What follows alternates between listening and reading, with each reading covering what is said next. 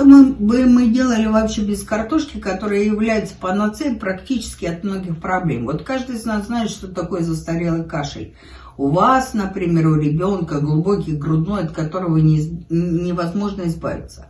Картофель и тут нам помогает. Допустим, картофельные очистки или картофель, который вам не жаль использовать в этом случае, вы варите в мундире.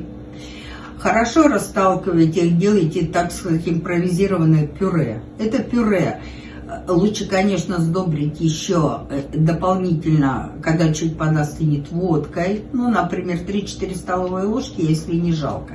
Все это перемешивается, отправляется в холщовый мешок обязательно. И как только тело уже может это терпеть, привязывайте как компресс. Кашлю конец.